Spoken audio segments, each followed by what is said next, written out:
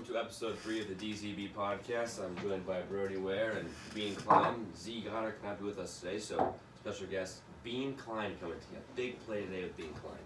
We're going to start off today's show with some college football playoff after the recent events of today. We're going to go on to me and Bean argue some Cowboys-Browns, since we love to do that. And then we're going to finish it up today with some other news around the sports. So without further ado, let's get started. All right, guys. So obviously it's championship week with all the conference championships going on this week. So big game, Bama Georgia. Close game throughout. Georgia got out to a 14-point lead before the half. Bama comes out strong. What do you think about Hurts coming in and finishing it Hey, off? that's just like a senior leader right there. He's always about the team. No criticism towards Tua ever. Just came in there, did his job, and they won the game. You know, they just kind of finished out with a 4 going to be. Now we know what's going to be. But that was just a veteran move by Hurts, and you love to see it. You know, just a good player with a good result. I'd like to see that. Of course. I think the big question is who starts in the playoff.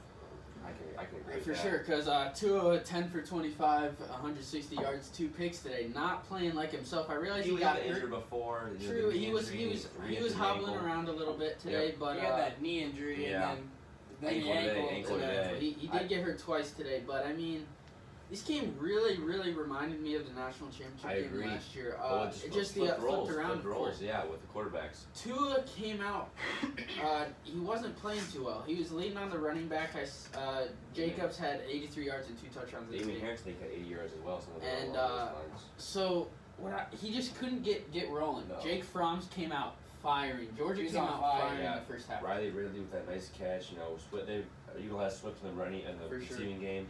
Big play there. I just think at halftime, Saban was not losing this game. he wasn't happy. He's not losing this game. He wasn't going to lose.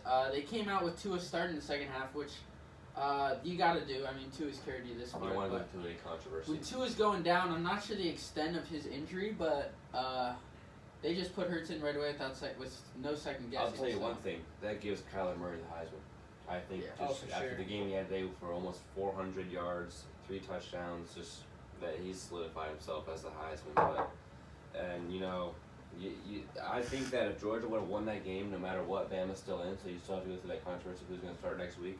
But I think Hurts gets to start. I really do. I think week 1 of the playoff, first game of the playoff, they're going to get 2 weeks off. But I just think they're probably going to play Oklahoma, high-powered offenses. I just think Hurts gets to start because you don't want to start injured to it, in my opinion. And the reason he got benched in the first place was because he hasn't thrown. Like he could not throw the ball downfield. Yep. But Nick Saban even said before the game, if it comes down to using Hurts, he's a better passer now. Like they've used him all season in the fourth quarter, and that just got him rolling. A lot of confidence. Yeah. Another game that we have going on right now is the Ohio State Northwestern game. Really no implications unless Clemson gets brutally upset by Pitt, but. Ohio State, they had a good year. You know, they had the one loss to Purdue was killed on 29 points. You can't do that. Close game to Maryland. And Nebraska. Minnesota. Yeah, just they're gonna get 12 wins, but you can't lose by 29 to Purdue. Yeah, that tough loss by 29 to Purdue definitely hindered them, especially because Oklahoma's loss was to Texas on the last second field goal. It wasn't even away, right? At Texas. At correct. Texas, yes. I mean, that really just hurts them in all sense of the sport. Yeah. So it wasn't a 3-point loss; it was a 29. Yeah, 29, 40, 49, 20. So that in itself really knocked them out. I know there's been a lot of arguments on Twitter saying that Oklahoma's defense and all this stuff, but I mean, when it comes down to it, the committee does look at it, but they also look at the schedule. Yeah. And I mean, that loss to Purdue, the close one to Maryland, I mean... You can't do that. You can argue Ohio State's defense is better, but Maryland's putting up 55 on them, I think. I think Oklahoma's got one of the better chances to actually beat Bama. And I don't think they're going to, but with a high-powered offense like that, I think they're going to throw up 50. I mean, they're going to, but it's going to see who's going to get 60 first, really. Yeah, I actually think the opposite of that game. Really? Yeah. I don't think Kyler Murray gets... I think Bama wins for sure, but I think it's going to be in the 50s. Yeah, I'm not sure it's first person to 50. Yeah, Bama doesn't play. That's not their style of play. I mean, I know they can put up points when they need to, but like 35-28, that's just a grinded out game today against Georgia. I think it's another hard-fought, grinded out game, but I think at Bama gets two touchdown win in that one. But we definitely know the four. They're going to be Bama, Clemson, Notre Dame, and Oklahoma. So Oklahoma's win. Rematch of the Red River rivalry earlier. 12 o'clock start. That was a fantastic football game. It really was. Great game. Texas leading at the half. I'm sorry. Texas was down at the half, but it was 3 points. They were down by 3 at the half, and then Oklahoma kind of pulled away at the end due to some mistakes. That fumble by the Oklahoma receiver on the 5-yard line in the second, and towards the end of the game, really gave Texas hope. But then blitzing off the edge, Oklahoma gets the safety. That killed it. You know, Ellinger had a great game, but you're not going to beat Kyler Murray in a shootout. It's just not going to happen. And Oklahoma started to stop the QB run. Yeah, they did. They were averaging like 6-7 yards on first down in the first half, and then they were down to 1.5 in the second half, and that just can't happen. The thing that you got to look at though is Hollywood Brown getting injured. That's a big loss. Hollywood Brown. West Virginia had 11 receptions for like 250 and 2 touchdowns. And Hollywood Brown's carted off with an ankle and foot injury, I believe, in the second quarter. He's a warrior though. I expect to see him. Yeah, unless it's like big time injury, I expect to see him out there. Oh yeah, they've got 3 weeks to get ready. Yeah, he'll have 3 weeks. I hope it's nothing serious because that's definitely great potential all the way around.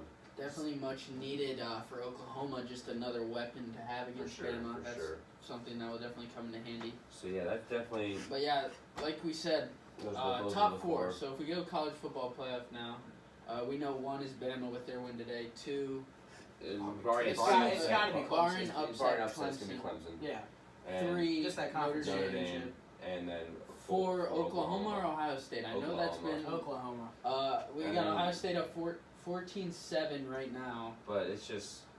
And I'd be surprised. I know there's been a lot of controversy about it, but I really think Oklahoma's the better team here. Not with any bias, because I'm not an Ohio State fan. And I am not either. I mean, being that Ohio State kid on, he said Oklahoma. So personally, I think Ohio State's the better team, but I think Oklahoma's way more deserving. That loss is done. Oklahoma's more deserving. Yeah, I for sure.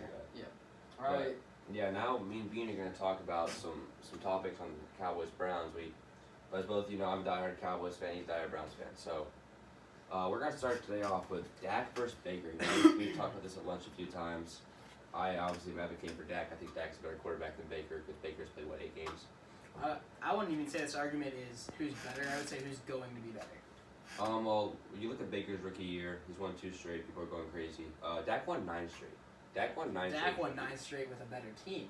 They went 3-13 the year before. I get the Browns rolling 16, but Dak was put into a role that he didn't expect to start. I mean, Romo got hurt the 4th preseason game. You can say that same thing about Baker. He came in. But Tyrod got benched. Was different. Tyrod did not. Tyrod got hurt against the Jets, and Baker came in. Then benched. So I mean, Romo never had a chance to come back. Yeah, I'm just telling you. Romo had the chance to come back in that season. In week 16, he came back and threw 1 pass and was a touchdown. Do you remember that interview? He gave up his position to Dak. Yeah, but did Tyrod give up his position? No. Yes, he did. For the better of the team. Tyrod did not give it up. I think Tyrod could be the starter right now. I think if he wanted to be the starter, he could be. If you were to look at Dak, so if you're going to go up who could be better, then we're going to have to look at their progression. Dak, from his rookie year, had single-handedly the best rookie quarterback season ever. 13-3. Okay, I'll agree with that. But on a better team. But what we're saying is that Tyrod got hurt, putting Baker Mayfield in. Tony Romo got hurt, putting Dak in. So it's so similar. Yes, so that is the exact same. You got to agree that the Cowboys were a better team.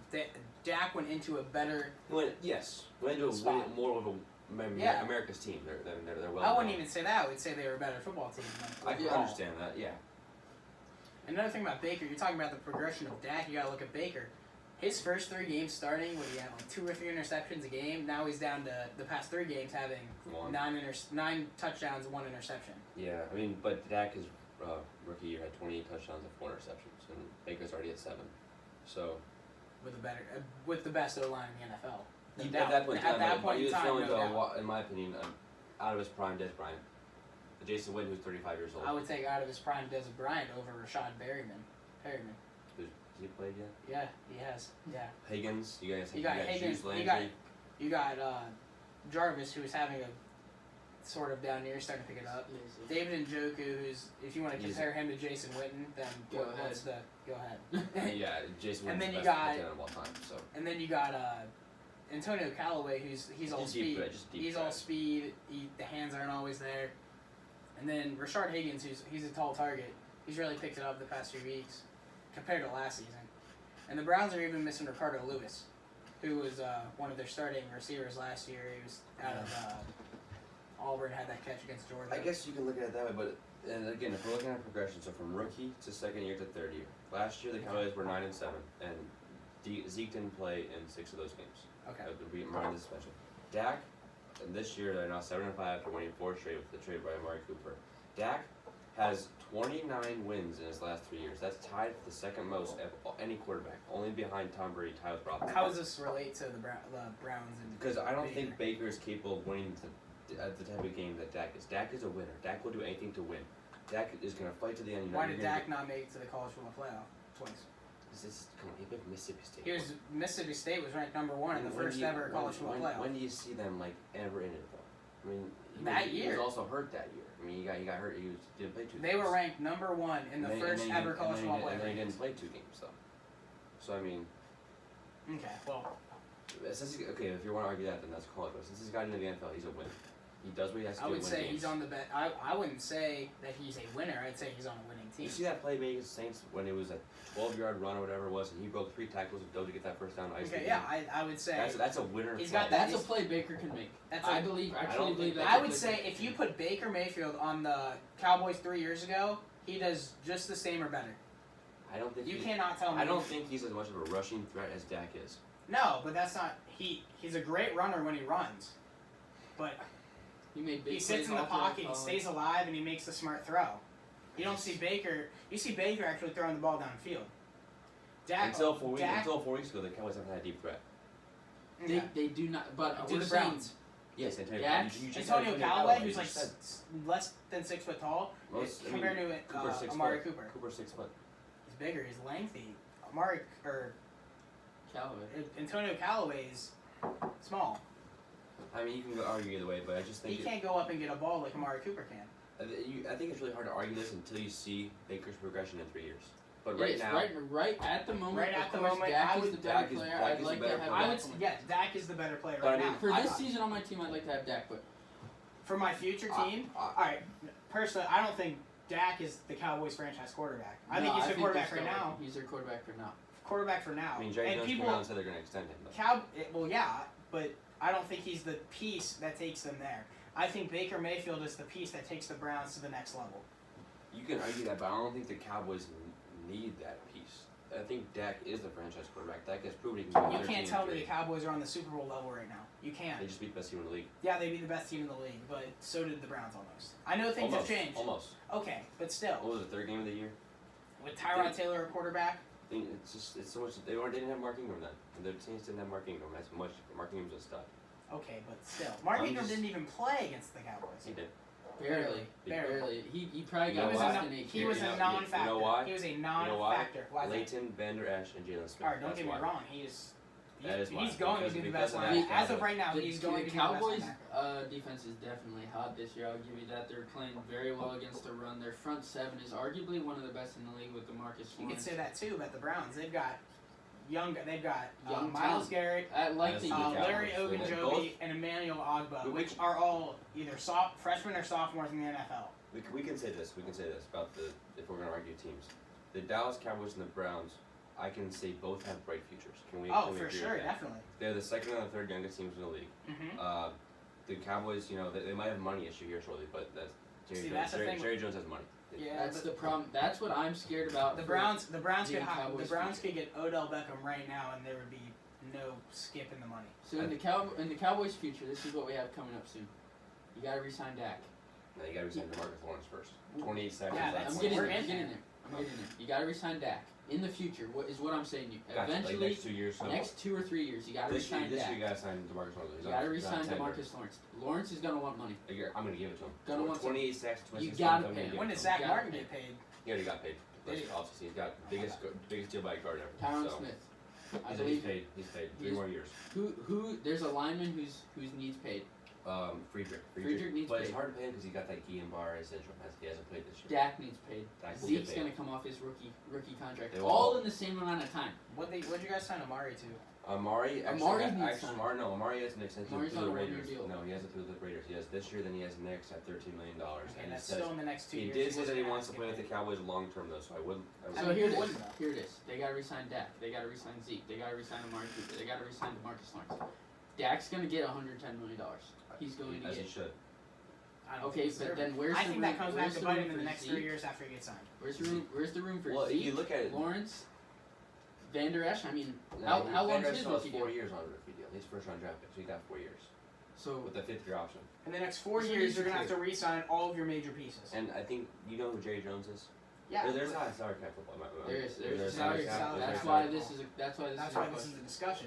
The Browns could go out and sign Le'Veon Bell and Odell Beckham and right now I actually did some research on this. The Cowboys would have enough money to do that. The one thing they'd have to do is cut, the Warrior, Sean Lee. And you hate to see that as a Cowboys fan. I think he's cut, honestly, right now, he's... Yeah, with Van Der Esch and Jalen Smith, Van Der Esch being a rookie, Jalen Smith being a second-year player. Sean Lee, what is he, 34? Yeah, he's only one of the 2 players in the Cowboys that are in their 30s. The other one's a long extent. Yeah. So I think we're paying him $16 million a year. $16 million a year. You can't do that. No, he's not worth it. He's not even playing. He's a heck of a player. Heck of a player, but not anymore. He can't stay on the field. You can cut him, bring him back as a coach, something like that, because he's done playing. He can't play anymore.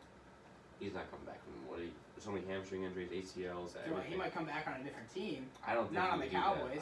Now with Van Der Esch out there, who's longer, faster, stronger. No, I think.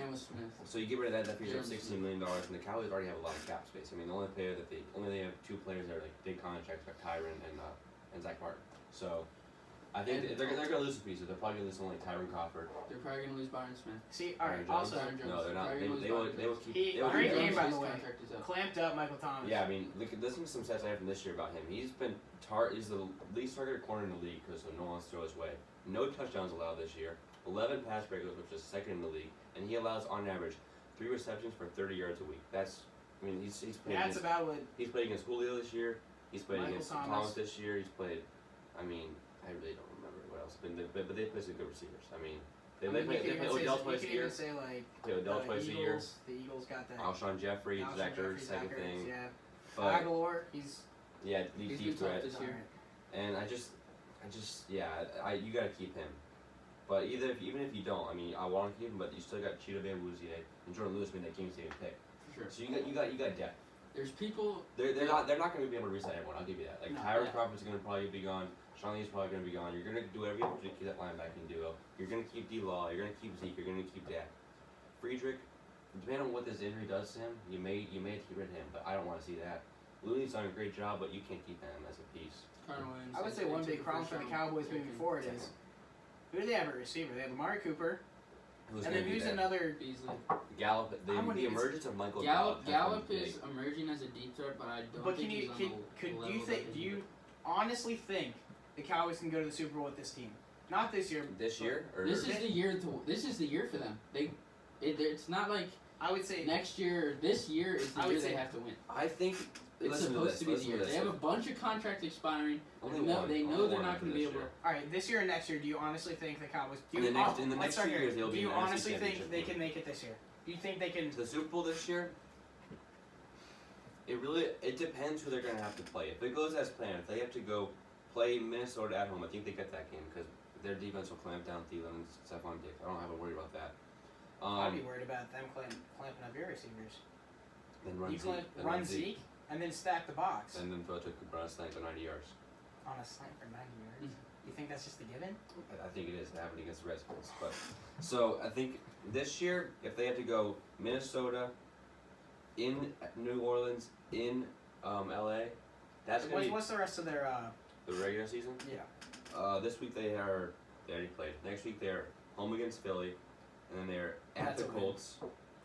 Colts are hot. Colts are hot. Then they're home against Tampa, and then they're at the Giants. So, not a very difficult schedule. I kind of see them going 11-5, 10-6, winning that division, I believe. Mm-hmm. Oh yeah, definitely. They're horrible. The only team that could challenge them is the Redskins, and they just lost to Alex Smith and their entire line. Yeah. So I think this year they will get to the playoffs and win a game. I think that's going to be huge for Dak and Zeke because of that first year, the Aaron Rodgers thing. Mm-hmm. But I don't think they get to the Super Bowl this year. No, I think they are capable of, but I don't know, injuries have been Tyron Smith's hurt, all that type of stuff. But next year, I would count on them to get to an NFC Championship game. Yes, Super Bowl. We'll see what moves teams make in the offseason. That's kind of hard to judge now. But with their team now, I think they have if they would have had a Mario all year, they would be 10-2, 9-3 right now. In my opinion, I would believe that. So that's my opinion on that. I do think they have a bright future. I believe the Browns have a bright future too, though. I think the Browns and the Cowboys are on the same level. You can't say that. You can't say that. I believe that, somewhat. Cleveland, they have a lot of players. If you take away the Browns past 5 years, you take away all that bad history, and you're seeing the team that they are right now, with all the young talent they're showing promise, yes, but they're not on the same level. I would say they are. The Cowboys are competing to go to the an rest NFC of the Championship season. game. The Browns have the toughest game left against Houston this week, tomorrow. And Carolina, they play Carolinas too.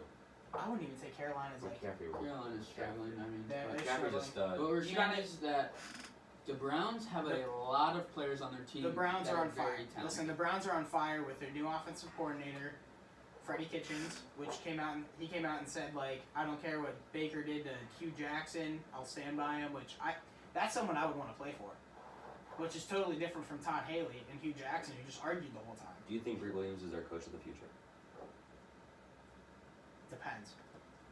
I think if you can get Lincoln Riley from Oklahoma, you get Lincoln Riley. It almost sounded like Baker didn't want him, though. Do you remember that interview where he's like, he's doing fine where he's at in Oklahoma. I don't know if he can do this, that type of thing. I don't know if he doesn't want him. I think he wants if the Browns lose one more game and then win out, because I don't know how they're gonna do tomorrow, but they lose against Houston and then they win out, and they're on the edge of the wild card at that point.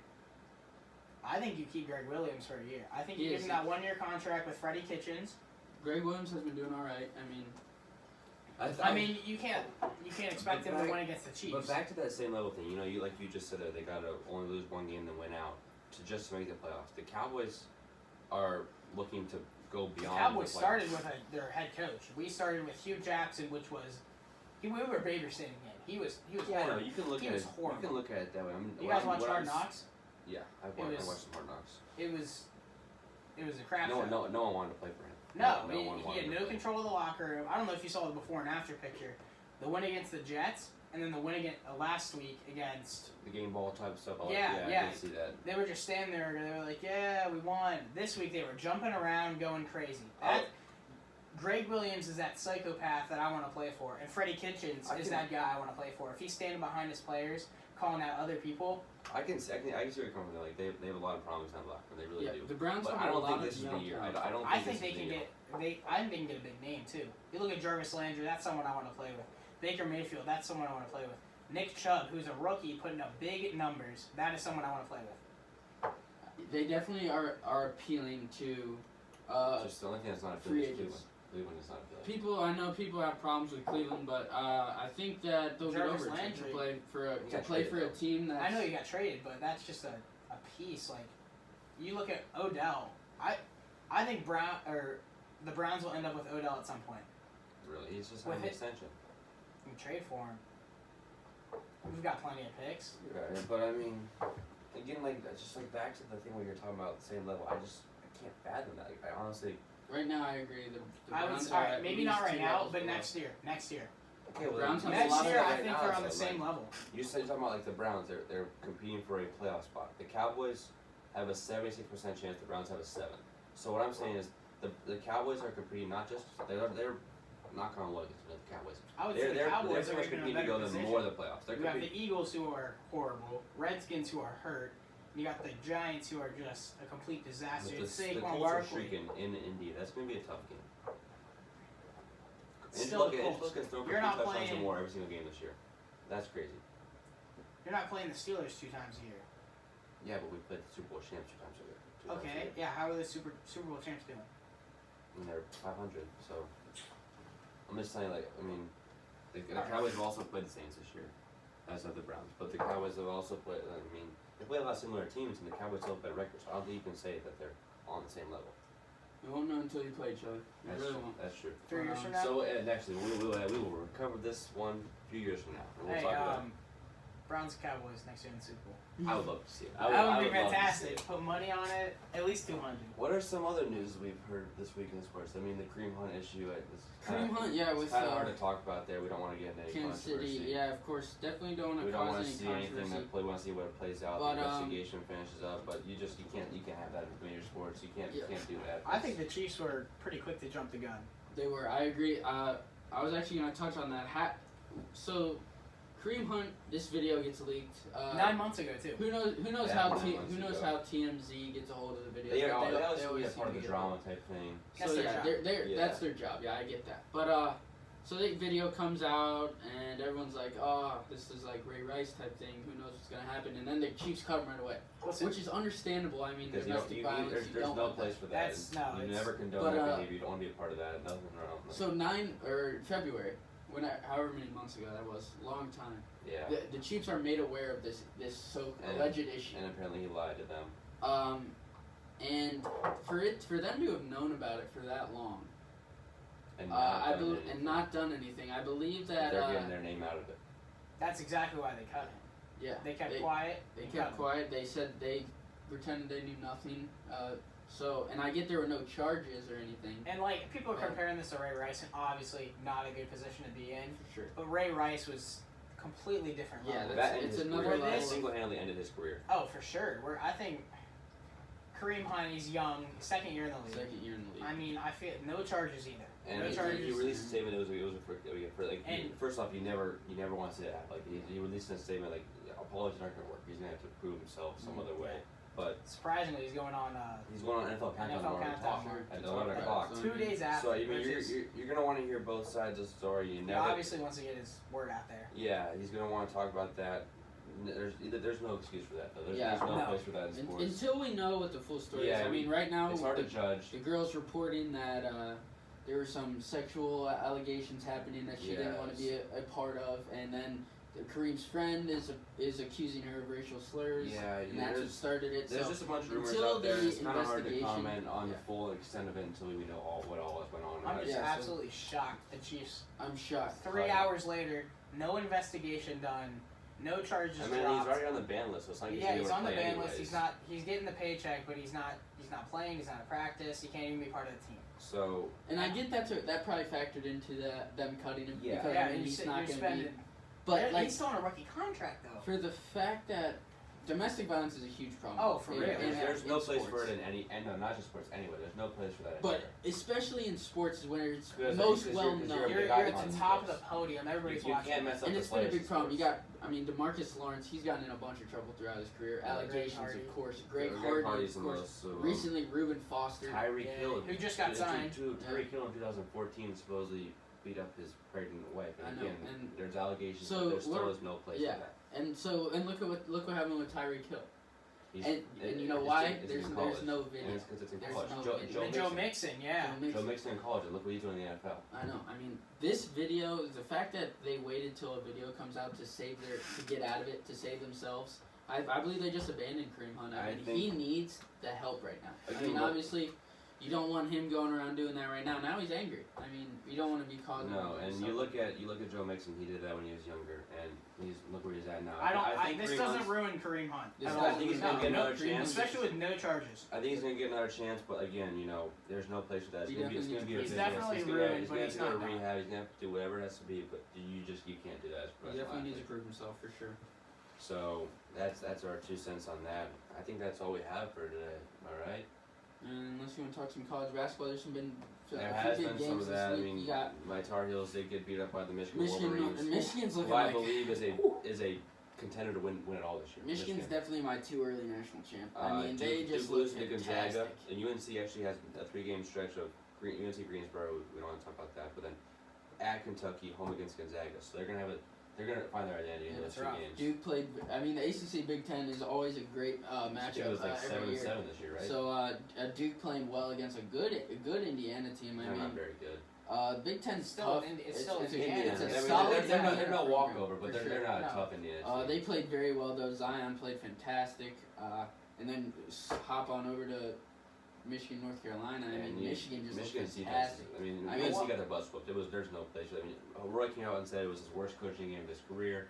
You got the second overall projected pick playing 14 minutes. You got Kobe White shooting 20 shots. It's just, I mean, Kobe White, I get you. You're gonna put the ball up. You scored 33 and 23 in your last 2 games, but again, you got a lot to figure out. I would not want to be at that practice that next day because Roy's gonna lay into them. That's for sure.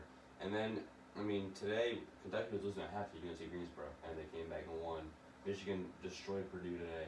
Again, just proving that Michigan, I wouldn't be surprised if they're ranked in the top 3 this week. Top 4 I would maybe. say top 5 at least. I mean, they are a legitimate threat. I mean, that Brazdeikis. Villanova, North Carolina, they beat Villanova by 30 at Villanova. Those are some tough wins, and I like them 2 early national champs. I mean, they're definitely going to be there. No they doubt. got the scoring, they got the shooting. Teskey. They got scoring, they got shooting, they got size, they got the coaching. I mean, Beeline is a fantastic coach. They got the reason. They got the why. I mean, Beeline. They got the why. I mean, announcing that might be one of his last few years. They're playing for their coach. His health. Great message. For sure. Great message. It's gonna be a fun year for sure. Yeah. Great year. Duke's got all that talent. I know everybody's on them early, but I don't know if they got the why. They're not the best team either. They're not the best team. They're the best talent. They're all selfish. They're selfish players that want to. They got 3 talented guys. They all want to get up shots, and it might not work. That Gonzaga game, R.J. Barrett drove at the end when he had people out on the edges. Open, he wanted the shot to himself. He wanted the shot. 3 guys on. And then it just doesn't work. So, and then back in NBA, we all hate the Warriors. We love seeing them losing 4 of their 5, and they won 2. And they lost I know Steph and Draymond. Steph and Draymond are out. Who knows how long Steph's going to be out? I mean, he's been hurt. I think he's back this week with Draymond. Oh, he was supposed to play tonight, I believe. Yeah, I don't know if he did or not. I know that KD's put up 40. He's averaging 43 in his last 5 games, so he's playing well. 50-point game. Yeah, but I love seeing them lose. I love seeing them lose. It makes basketball interesting. I mean, the NBA for the last few years what are they, like 5th in the West right now? They got the Clippers at number 1. Like the Grizzlies are at like 3 or something like that. 2. The Grizzlies are 2. Yeah, I mean, it's gonna be. I think it's a fun NBA year because there's no top heavy teams. You got in the East, you got Toronto, Boston. Milwaukee's had a great year. So it's gonna be fun to see, definitely for sure. Yeah, it definitely makes basketball a great time in fun sports for sure. You know, you got everything going on right now. So you got all the college football going on. You got NFL coming down to the wire. Getting to certain conference play in the NCAA, middle of the season NBA. They've already played about 1/3 of the season. You kind of find your identity right now. Yeah. So it's gonna be a fun time in sports. Second best time of the year behind March and April. So sure. So that'll wrap up this episode 3 of the DZB Podcast. Thanks Bean for joining us. We appreciate it. Awesome to have you on the show. So that's it for this week. We'll see you guys next week.